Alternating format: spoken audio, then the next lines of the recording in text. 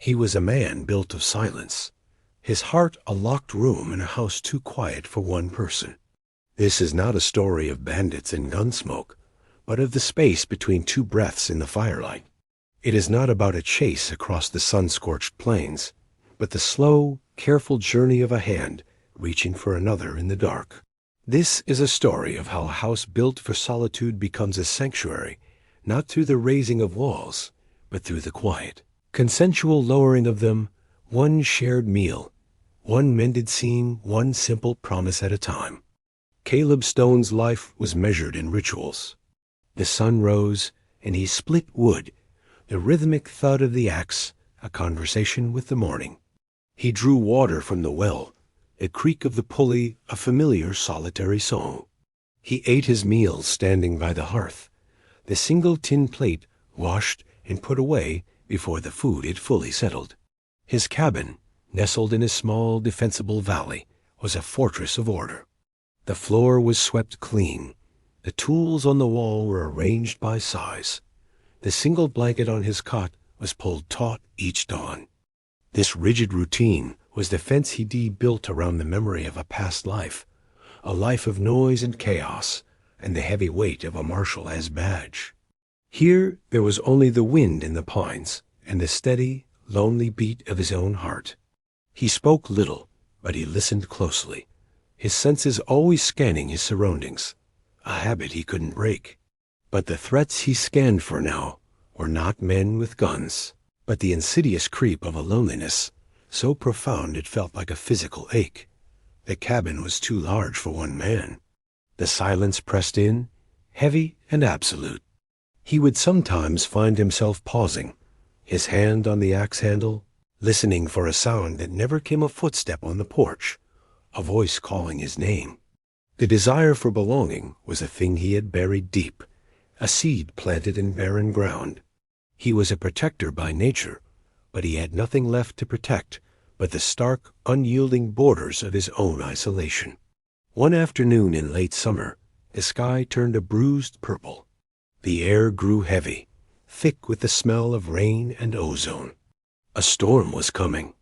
He moved with his usual economy, securing the shutters, bringing the last of the chopped wood onto the porch. As the first fat drops of rain began to fall, spattering dust in the yard, he saw it, a flicker of movement at the edge of the tree line. It was a person, stumbling, small and frail, against the looming backdrop of the storm. He watched, his body tense, his hand resting instinctively on the hilt of the knife at his belt. The figure fell, rose, and fell again, a desperate, losing battle against exhaustion. His moral code, the unshakable bedrock of his character, gave him no choice. He moved out from the cover of the porch, the rain plastering his shirt to his back in seconds. As he drew closer, he saw it was a woman, her dress a collection of faded, patched calico, her face pale and gaunt. She was starving, not just for food, but for hope. She looked up as he approached, her eyes wide with a fear that was quickly being overtaken by a weary resignation. He stopped a few feet away, careful not to loom over her, not to be a threat. He simply stood, a solid, unmoving presence in the growing storm. "You're trespassing," he said, his voice a rough rasp from disuse. It was not the greeting he intended, but it was all he had. The woman flinched, but didn't try to run. She couldn't have if she wanted to. She simply knelt in the mud, the rain washing over her, and looked at him with the eyes of a survivor who had finally reached the end of her road. "I know," she whispered, her voice barely audible over the rising wind. "I have nowhere else to go." He saw the fierce, ragged pride in her gaze, the refusal to beg, even now. He saw the dignity she clung to like a last frayed thread. With a sigh that seemed to pull up something from deep within him, something he thought long dead, he relented. "The storm will be bad," he said. "You can wait it out on the porch." It was a compromise, an offering that kept a wall between them. But as she struggled to rise, her legs giving way beneath her, he knew the porch would not be enough. He stepped forward, his movements deliberate. Only till the rain stops, he said, and then he bent down and lifted her into his arms.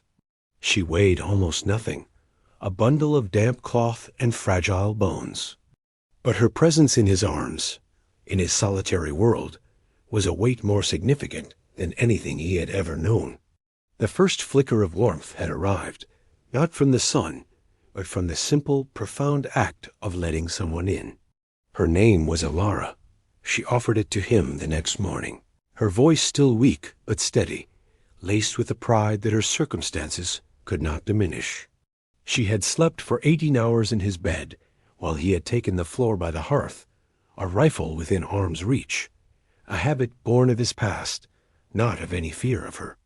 He had left a bowl of thin broth and a cup of water on the small crate beside the cot. He saw that she had eaten it all. She sat now on the edge of the bed, her bare feet not quite touching the floor, her hands clasped in her lap. The cabin, which had always felt like a shield, now felt small and confining with her presence. Every corner seemed to be filled with the quiet scent of rain and lavender that clung to her. "I am grateful for your shelter, Mr. Stone," she said, her eyes meeting his. They were perceptive eyes, he noted, the kind that saw more than a person let on. "I will not be a burden. As soon as I am able, I will work to repay your kindness." Caleb, who was cleaning a saddle strap with methodical motions, merely grunted in response. He was not a man who knew how to respond to gratitude. Service was a duty, not a kindness. "You need to eat," he said, his back to her. "Rest." He intended the words to be a dismissal, a way to restore the comfortable distance of his solitude. But Alara was not so easily dismissed. She was a survivor, and survivors understood the delicate art of negotiation, of establishing their own value. She stood, her movements slow but determined, and took the empty bowl and cup. She walked to the wash basin and began to clean them, her motions economical and sure. She did not ask permission. She simply saw a task and did it. This small act of domesticity was a quiet declaration. "I am not a guest. I am a contributor." He watched her from the corner of his eye. He saw the way she surveyed the cabin, her gaze taking in its stark orderliness, but also its profound lack of comfort. It was a place to exist, not to live. Over the next few days, a subtle transformation began. It started with small things. He returned from checking his trap lines to find a rag laid neatly over the dusty crate by his bed, turning it into a small table.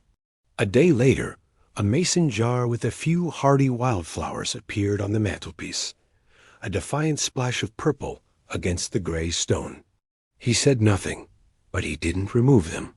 He found his spare shirt, threadbare at the elbows, mended with tiny, almost invisible stitches, the thread carefully unraveled from the hem of her own worn dress.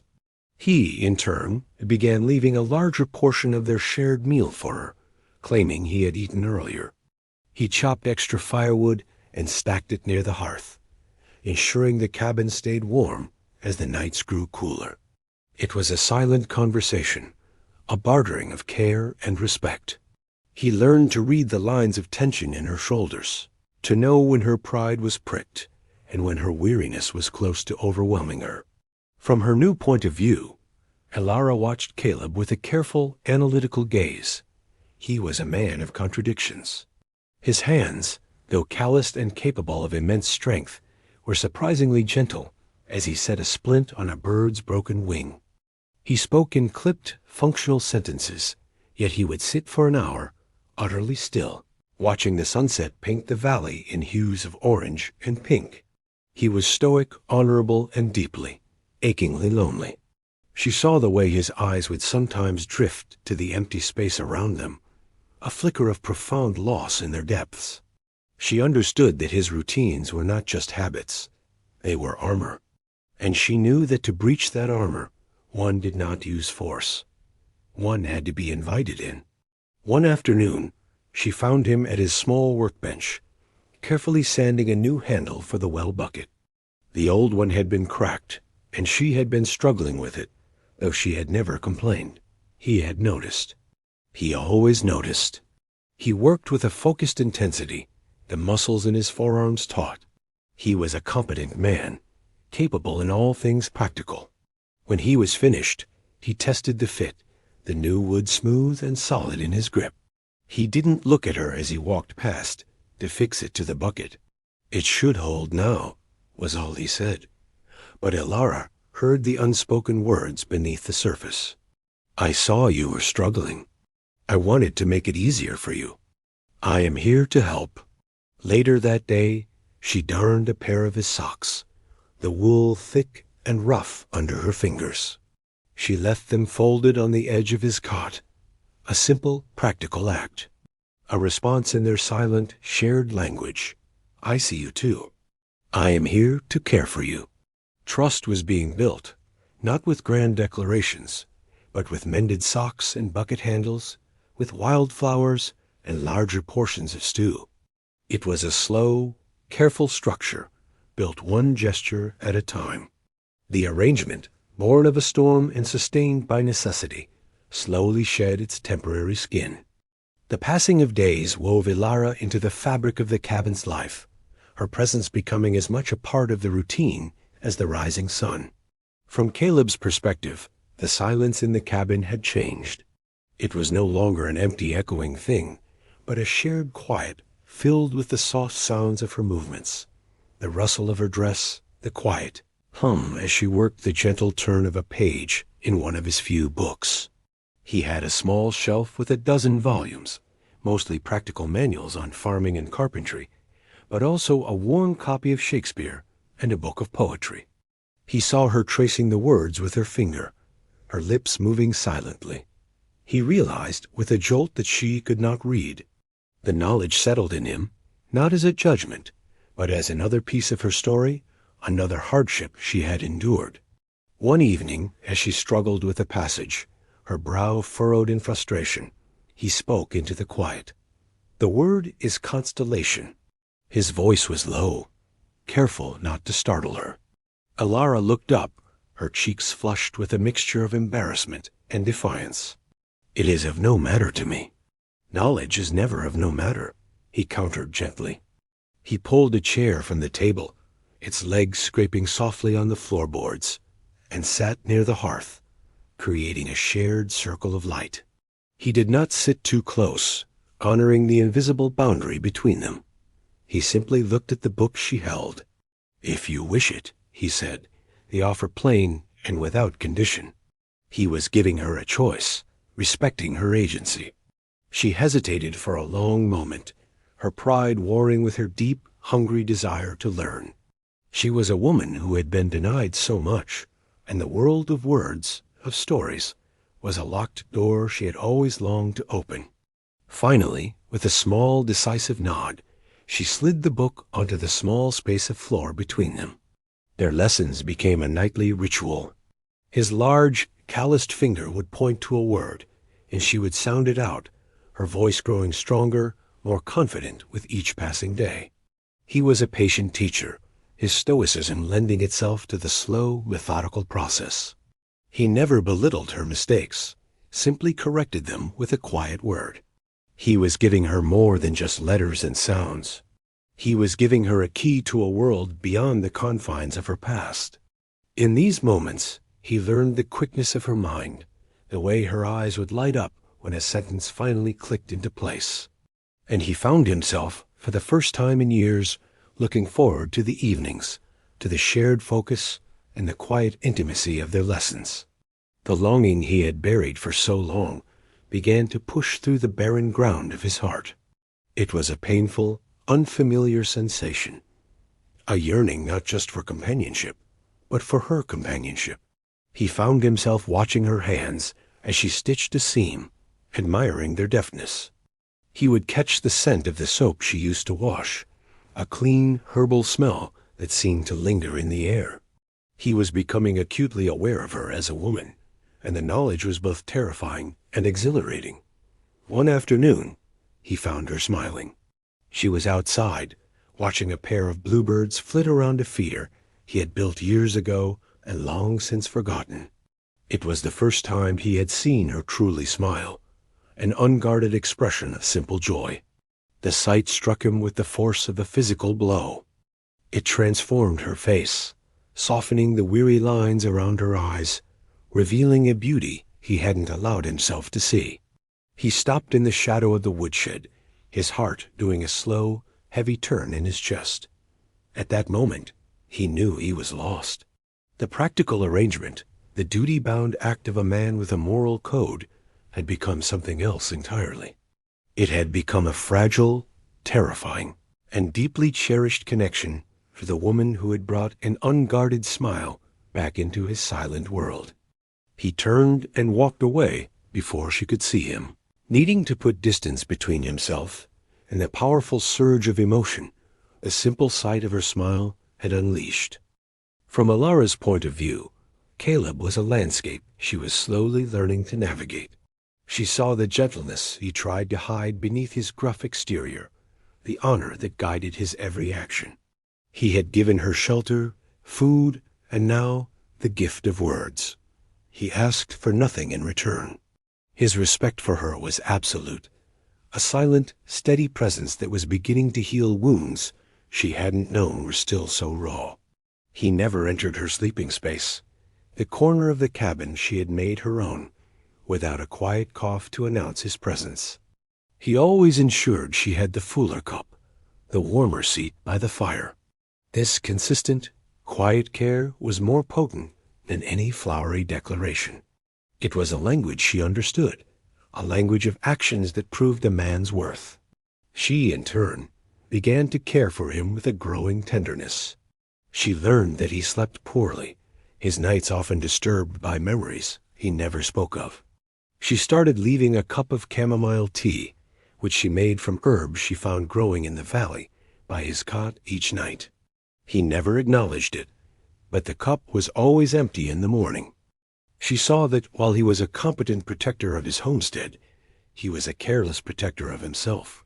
He would work until his hands were raw, ignore a developing cough, push his body past the point of exhaustion. She began to subtly intervene, leaving a salve for his hands where he would see it, ensuring a hot meal was ready the moment he came inside, her presence a gentle insistence that he care for himself as he cared for everything else. Her guardedness, the shield she had carried for so long, was beginning to lower.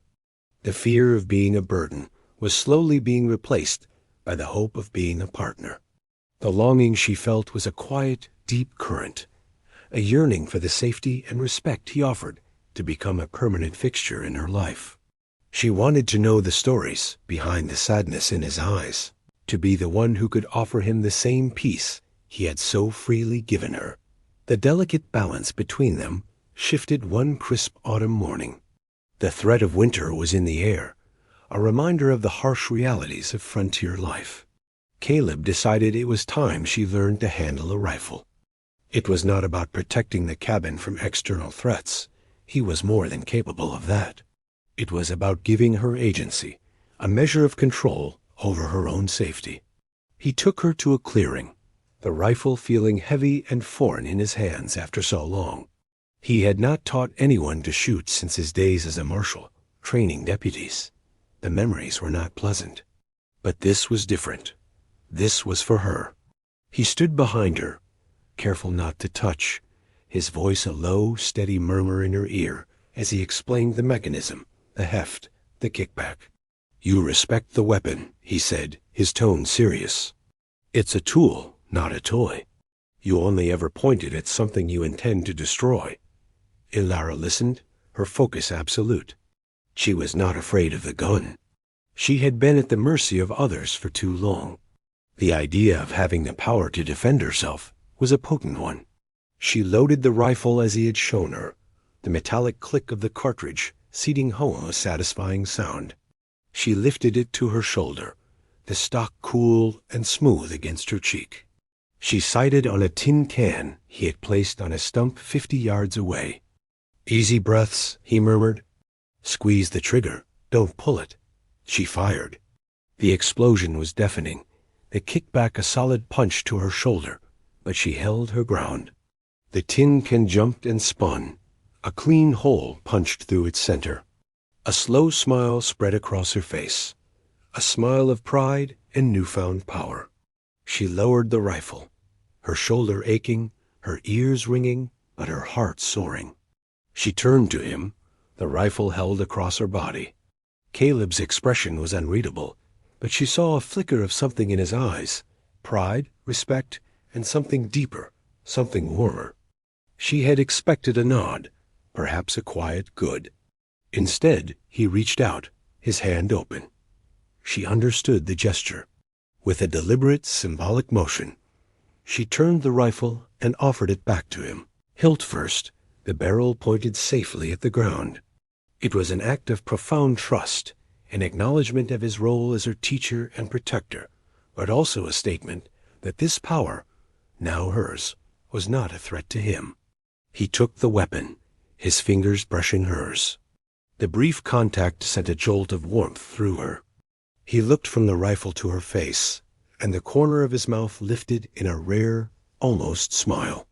"Elara," he said, her name spoken so softly it was almost lost on the breeze. It was the first time he had said her name with such tenderness, with an inflection that turned it from a simple identifier into an endearment. In the quiet clearing, surrounded by the scent of pine and gunpowder, the air between them shimmered with a new intimacy. The lesson was over, but a much more important one had just been learned. They were no longer just a man and a woman sharing a roof. They were partners, bound by a slowly growing trust that was as real and solid as the rifle that now rested in his hands. The days grew shorter, the nights colder.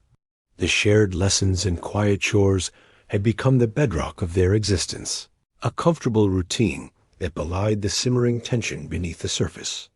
The small cabin seemed to shrink with each passing day, the physical space between Caleb and Elara charged with an unspoken longing. He was acutely aware of her, of the way the firelight caught the red highlights in her hair, of the soft sound of her breathing as she slept in her corner.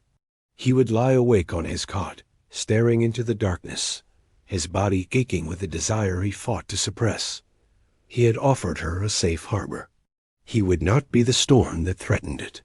His honor, his deeply ingrained moral code, was a rigid barrier against his own yearning. But his control was tested one night when a fierce autumn gale swept through the valley. The wind howled like a hungry animal, rattling the shutters and tearing at the roof. It was a violent, relentless assault.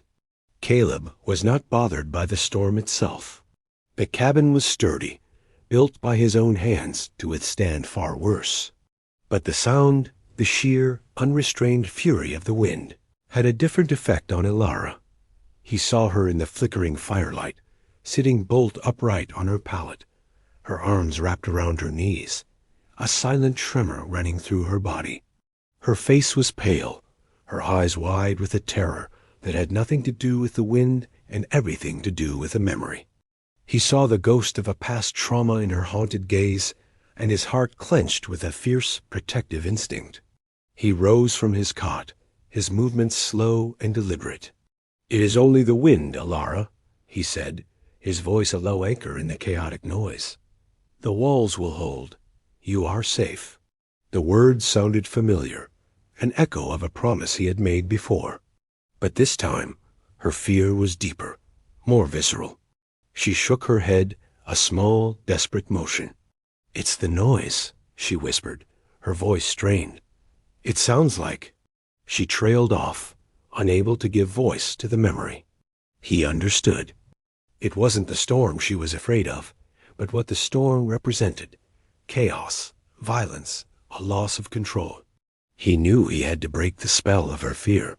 He moved to the hearth and added another log to the fire, the crackle and spit of the flames a comforting, domestic sound to counter the howl of the wind. He then went to the small shelf and took down his worn copy of Shakespeare. He pulled his chair closer to the fire, but still a respectful distance from her, and opened the book. In a low, steady voice, he began to read. He chose a sonnet, its rhythm and meter a structured, calming cadence against the storm's wildness. He did not read with dramatic flair, but with a simple, straightforward delivery that let the words themselves be the comfort.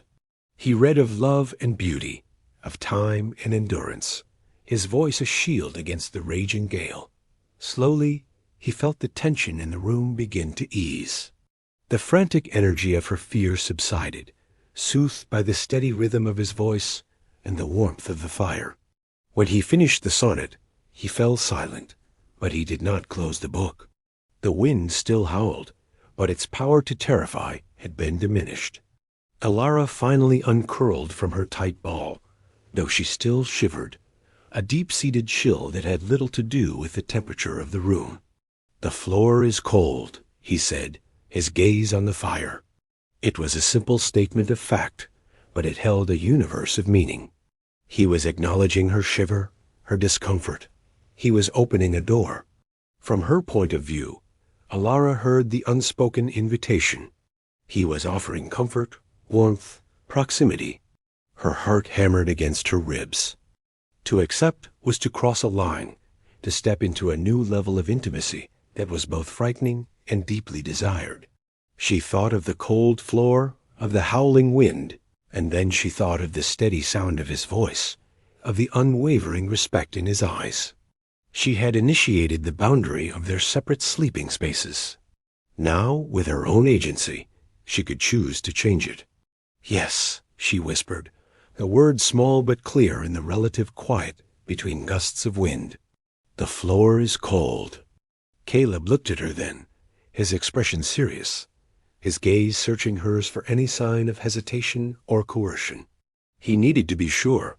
"There is space on the cot," he said, his voice even. "For warmth, nothing more. I will not touch you." He was giving her his word, his solemn vow.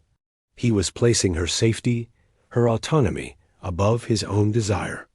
"I know," she said, her trust in him absolute. She gathered her thin blanket and moved from her pallet to his cot. She lay down on the far edge, her back to him, her body still tense. He remained in the chair for a long time, giving her space, letting the decision be entirely hers. When the fire had burned down to glowing embers, he finally moved to the bed. He eased his weight onto the cot with practiced care, mindful of the small space. He lay on his back, his hands folded on his chest, a breath away from her, but a world apart.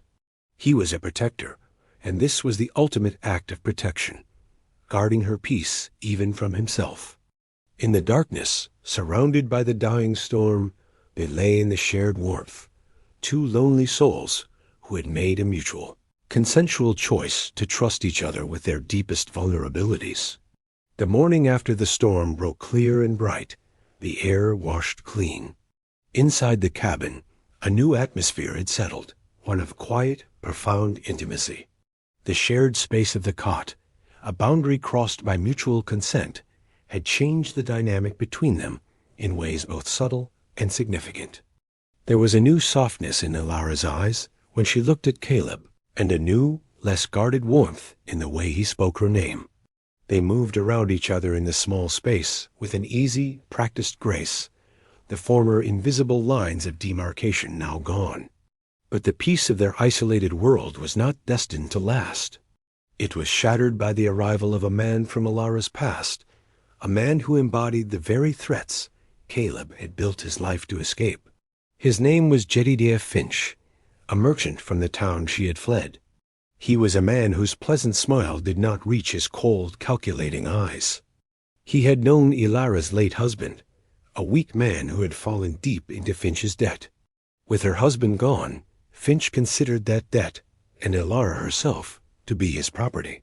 He arrived unannounced, his horse a fine, well-groomed animal that was a stark contrast to the rugged landscape.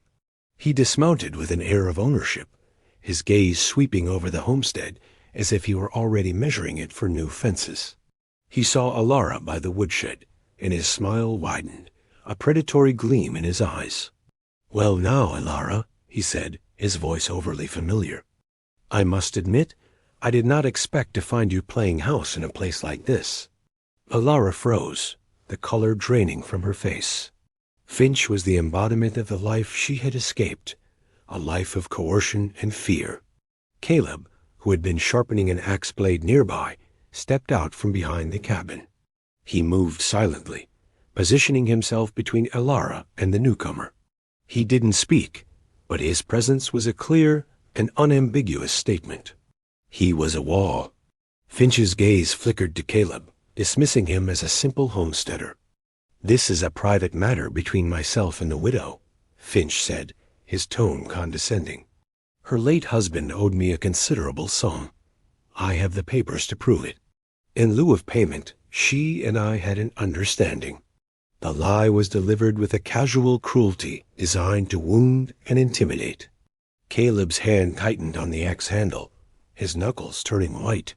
He felt a cold, familiar rage begin to build in his chest, the rage of a lawman facing down a man with no honor. He wanted to silence Finch, to remove the threat permanently. But then he felt a light touch on his arm. It was Elara. She had moved to stand beside him, not behind him. Her touch was a silent plea, a reminder. "Do not let him provoke you. This is not the way." She drew her strength from his presence, and he drew his restraint from hers. She turned her gaze on Finch, her fear masked by a cold, hard anger. "There was no understanding, Mr. Finch," she said, her voice clear and steady. "My husband's debts died with him. I owe you nothing." "The law may see it differently," Finch sneered. "A woman alone, with no protection. A judge would surely see the wisdom in granting you over to my care." He was testing them, probing for weakness. He expected the woman to cower and the man to bluster. He did not expect their quiet, united front. "She is not alone," Caleb said, his voice a low growl. "And she is not unprotected. This is her home now. You are not welcome here. Leave." The words were plain, direct, and backed by a palpable threat of violence that even a man as arrogant as Finch could not ignore. Finch's smile finally faltered. He had underestimated them. He saw the protector in Caleb's stance, and more surprisingly, he saw the survivor in Elara's unwavering gaze. This would not be as easy as he had thought. "This is not over," he said, climbing back onto his horse. "I will be back. With the sheriff." He rode away, leaving a trail of dust and a heavy silence in his wake. The immediate threat was gone, but the encounter had pierced the safe bubble of their world. It had brought the past crashing into the present and forced them to confront the true nature of their relationship. They were no longer just two people sharing a cabin. They were partners facing a common enemy. The threat of Finch's return hung over the cabin like a shroud. The peace they had so carefully constructed felt fragile, vulnerable to the machinations of a dishonorable man. The social pressure, the threat of a biased legal system, was a more insidious danger than any physical attack. That evening, the usual comfortable silence was replaced by a tense, worried quiet. They sat by the fire, the unspoken questions and fears a palpable presence in the room. Caleb knew that Finch's power lay in Elara's past, in the secrets and shame he could use as a weapon. To fight him, Caleb needed to understand what he was up against, but he would not demand her story. He would wait for her to offer it. He simply sat, his presence a steady, patient anchor, letting her know he was there to listen if she chose to speak. From Elara's point of view, Finch's visit had resurrected ghosts she thought she had buried. The merchant's entitled smirk, his casual mention of her late husband, brought back a flood of painful memories. Her marriage had not been a happy one. It had been a slow erosion of her spirit, her husband a weak and feckless man who had gambled away what little they had, sinking further and further into debt and desperation. Finch had been his primary creditor, a vulture circling, waiting for him to fail. There had been no understanding, but Finch had made his intentions clear in other ways. A lingering touch, a suggestive comment, offers of help that came with unspoken strings. She had lived in a constant state of low-grade fear, not of overt violence, but of coercion, of being trapped and powerless. Now, that powerlessness threatened to consume her again. She looked at Caleb, his face carved into stark lines by the firelight. He was the complete opposite of her late husband. He was strong, honorable, a man whose protection was a shield, not a cage. She had come to rely on that strength, on the safety she felt in his presence. She owed him the truth. "My husband, Thomas, he was not a strong man," she began, her voice barely a whisper. She stared into the flames, unable to meet Caleb's eyes. He was a dreamer, but he had no discipline. He made bad decisions. He borrowed money from men like Finch, always believing his next scheme would be the one to pay it all back. She paused, taking a shaky breath. Finch enjoyed it. He enjoyed holding the power, the control. When Thomas died, Finch saw me as just another one of his assets, another debt to be collected. She finally risked a glance at Caleb. She expected to see pity, or perhaps even judgment, in his eyes. Instead, she saw a quiet, empathetic anger, an anger directed not at her, but at the injustice she had suffered. His gaze held a deep, unwavering respect. He reached across the small space between them, and for the first time, without a practical reason, he took her hand. His grasp was warm and firm, a silent offering of strength. "You are not a debt, Elara," he said, his voice low and fierce. "You are not property. You have a right to your own life." The simple, declarative statement was the most powerful thing anyone had ever said to her. It was an affirmation of her autonomy, of her very worth as a human being. The emotional door she had kept so carefully guarded, the one that held all her past pain, finally opened. Tears she hadn't realized she was holding back began to stream down her face. They were not tears of sadness, but of a profound, cathartic relief. He didn't offer clumsy words of comfort.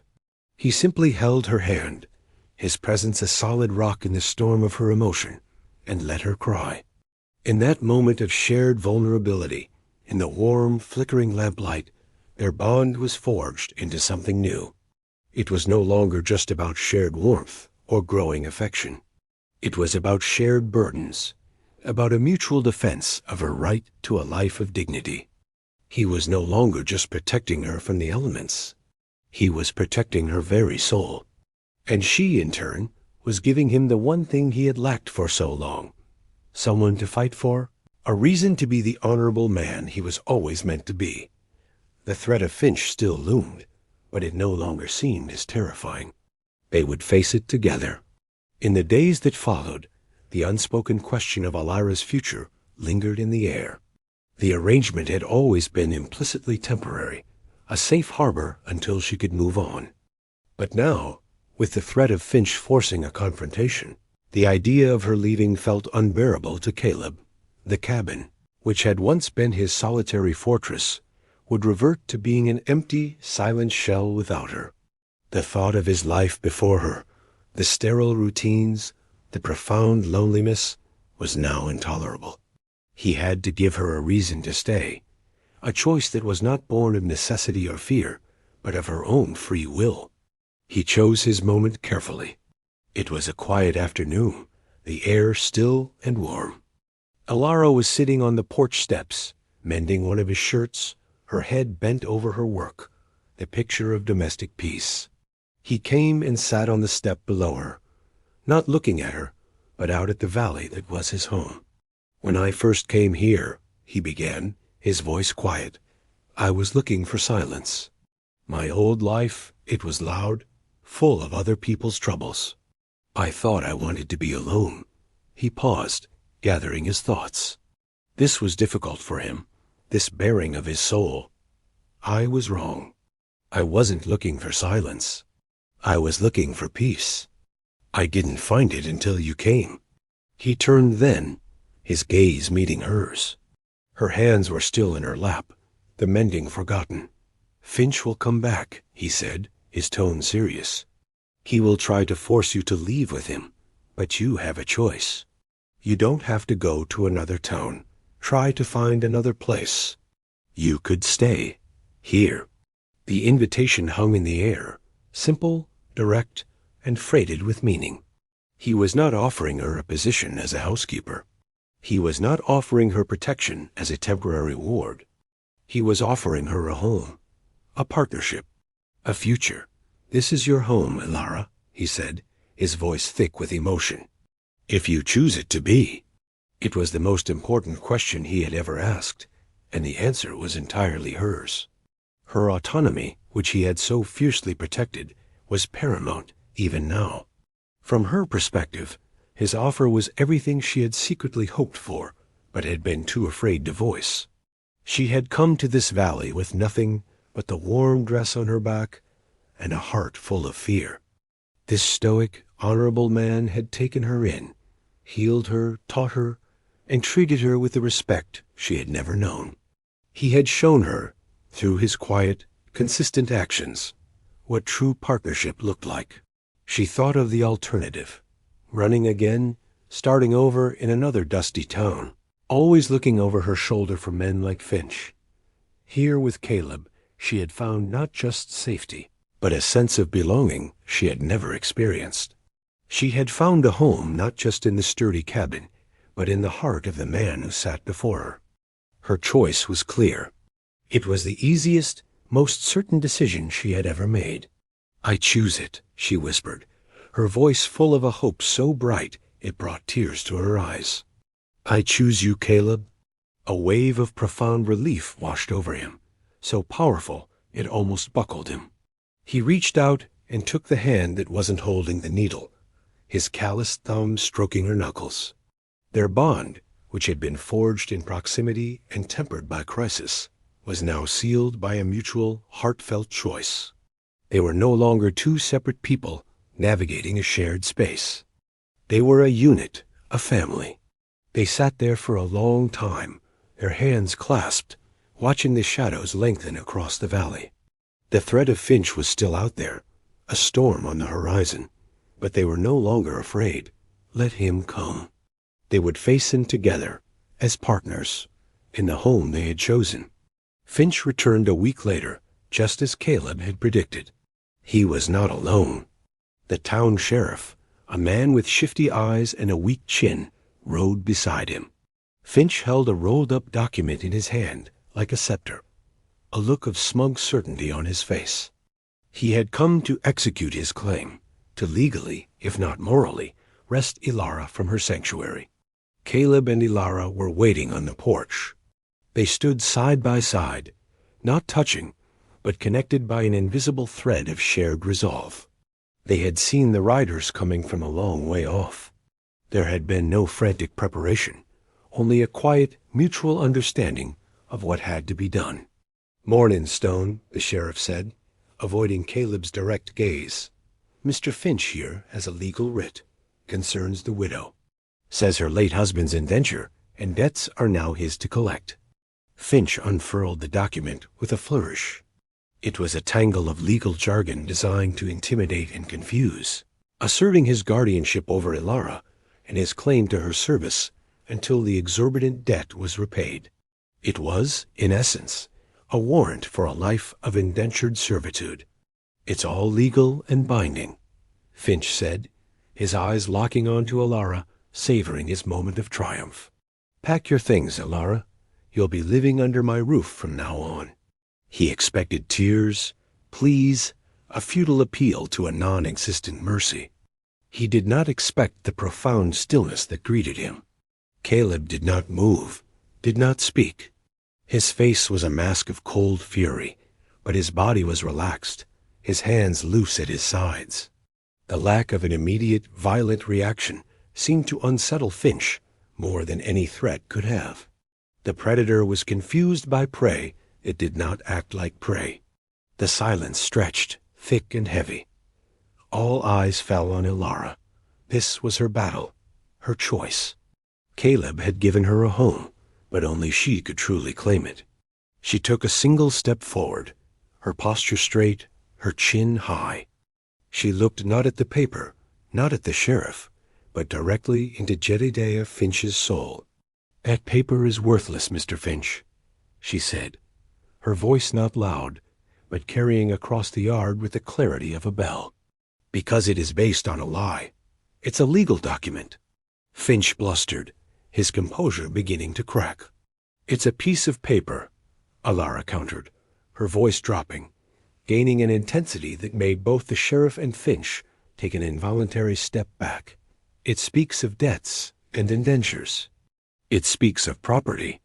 But I am not property. My life is my own, and I have chosen to make my home here. Finch turned his frustration on Caleb. And you? You'll let this foolish woman defy the law? You'll harbor a debtor? It was then that Caleb spoke, his voice a low, dangerous rumble, the sound of rocks grinding together. He did not look at Finch. He looked at the sheriff. Sheriff, you know the law. That paper is a civil matter, and a fraudulent one at that.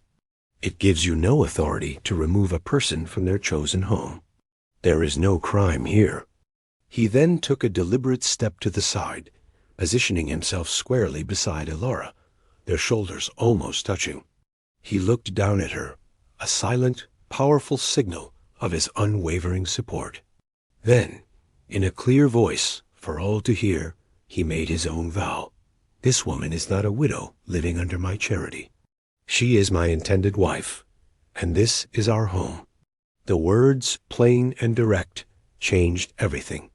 She was no longer a destitute widow, a vulnerable target. She was the chosen partner of the man who owned this land, a man whose reputation for quiet, unshakable honor was known even in the town. The sheriff's already weak resolve crumbled. He saw no frightened woman, no blustering fool. He saw two people, united and utterly implacable. He saw a legal fight he had no stomach for, and he saw the look in Caleb Stone's eyes, a look that promised that if any man laid a hand on Alara, the consequences would be severe and final. This is a domestic matter, Finch, the sheriff mumbled, backing his horse away. You take it up with the circuit judge. We're leaving. Finch's face contorted in a mask of pure rage. He had lost. He had come with the law on his side and been defeated by something far more powerful. Two people choosing each other. He crumpled the paper in his fist. This isn't over, Stone, he spat. But it was. They both knew it. He turned and rode off, the sheriff trailing behind him like a chastened dog. The confrontation was over. No shots were fired. No blows were struck. The victory had been won with quiet courage and plain-spoken vows. Caleb and Alara remained on the porch, the dust settling around them. He turned to her, his heart full of a fierce, proud love. He had called her his intended wife. It had been a strategy, but it was also the truest thing he had ever said. He reached for her hand as she met his grasp without hesitation. In the quiet of the afternoon, they stood together, partners who had faced down the predator and claimed their future. The immediate aftermath of the confrontation was not triumphant, but deeply, quietly serene. The departure of Finch and the sheriff had lifted a weight, leaving behind a clean, still air. They retreated into the cabin, the familiar space now feeling more like a sanctuary than ever before.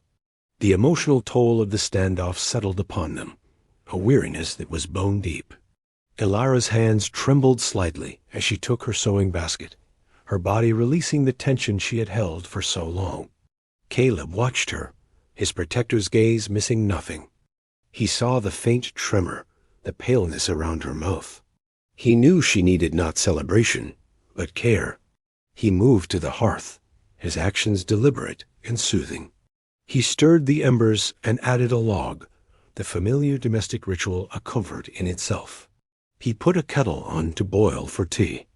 As Alara threaded a needle, her still unsteady hand slipped and she pricked her finger. A single bright red droplet of blood welled up. It was a small, insignificant wound, but in the quiet, emotionally charged atmosphere, it felt significant. Before she could even react, Caleb was there. He knelt before her chair, taking her hand gently in his. "Let me see," he murmured, his voice a low, soothing sound. He took a clean cloth from a nearby stack and carefully blotted the drop of blood. His touch was incredibly tender, his large, calloused fingers cradling her smaller one, with a reverence that made her breath catch in her throat. He inspected the tiny wound with the focused intensity of a physician, ensuring no splinter of the needle remained.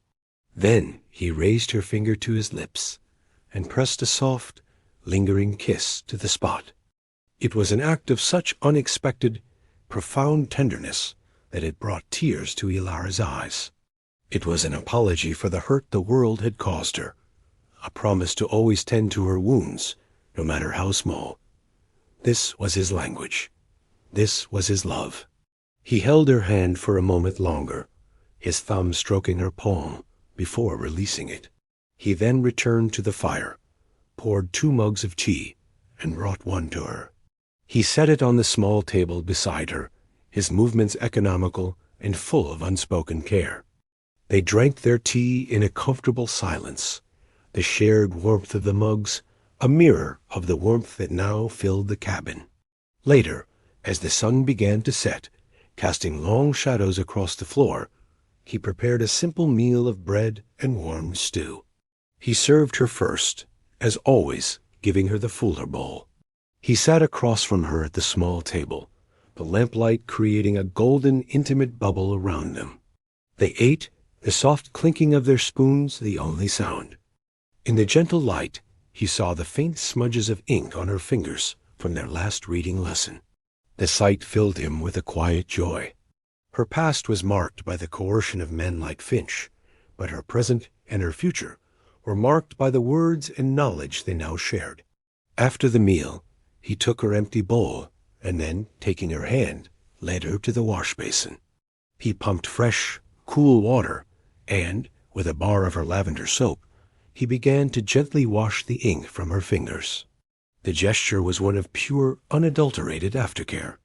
He was tending to her, washing away the last remnants of the day's tension, of the fight they had endured. He cleaned each finger with methodical care, his touch both a comfort and a quiet act of devotion. He was washing away the stains of a world that had tried to define her, leaving her clean and cherished in the safety of their home.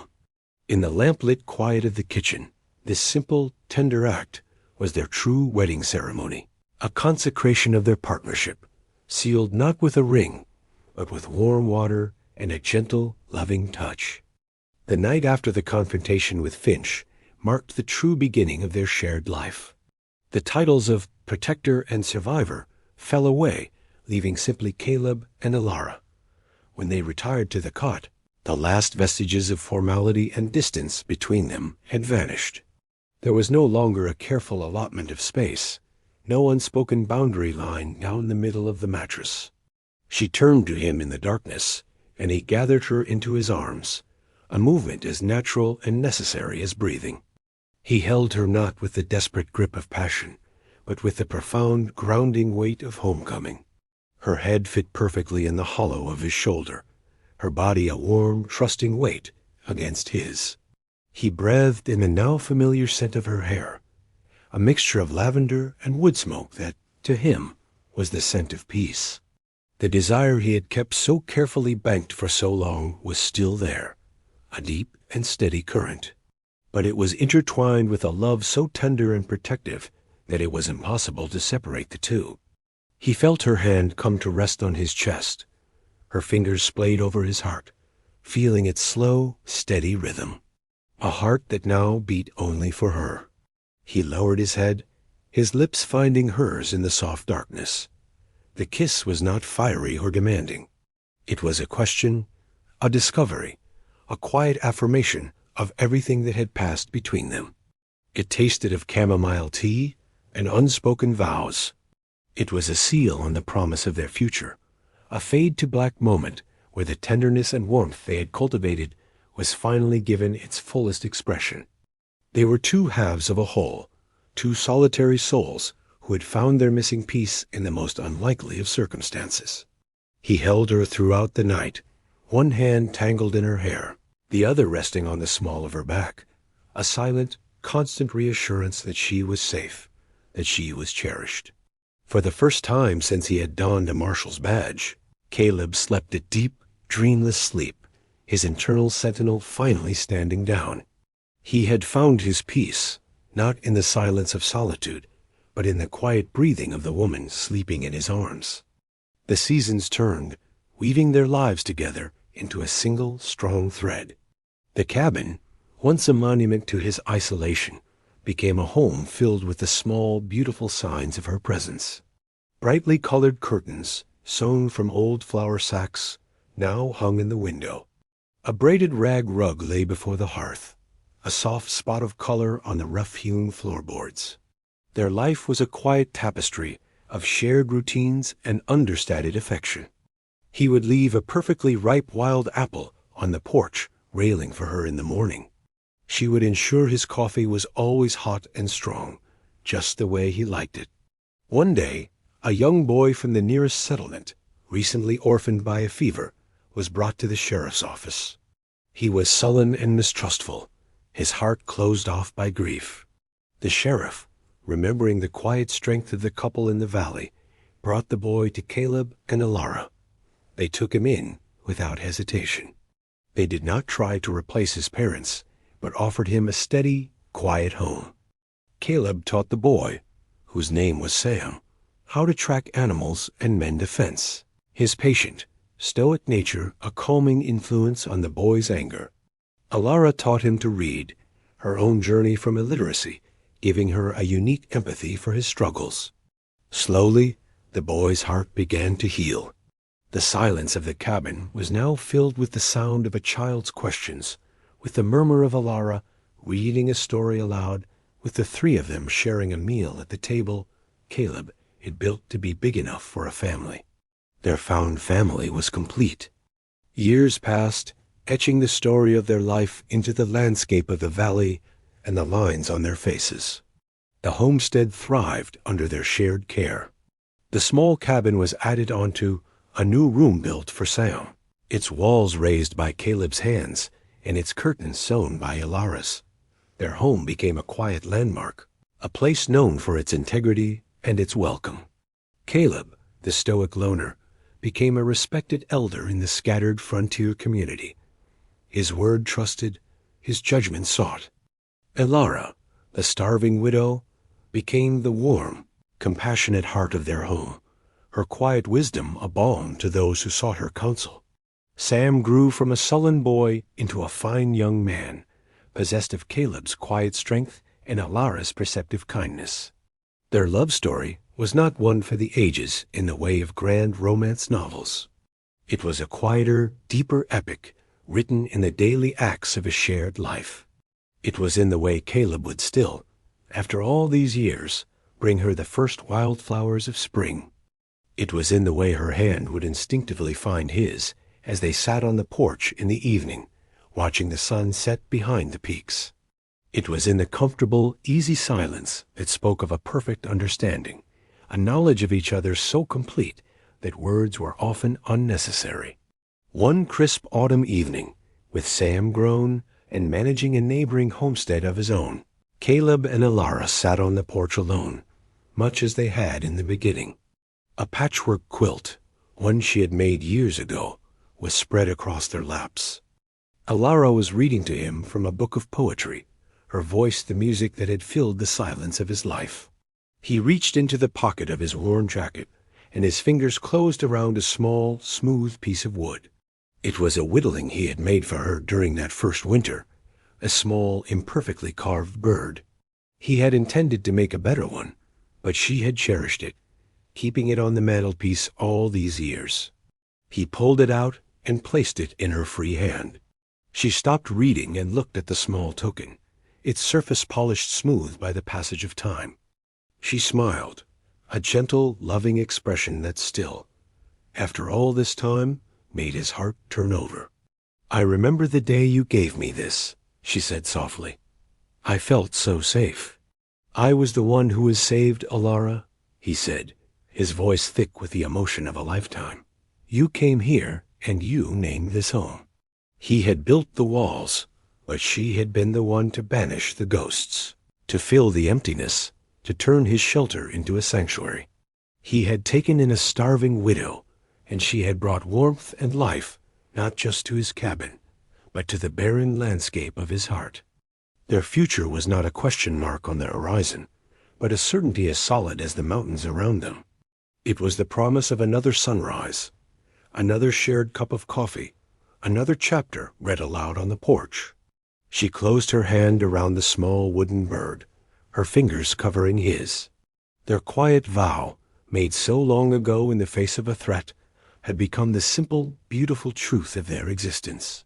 They had chosen each other, and in doing so, had built a life richer and more meaningful than either of them had ever dared to imagine.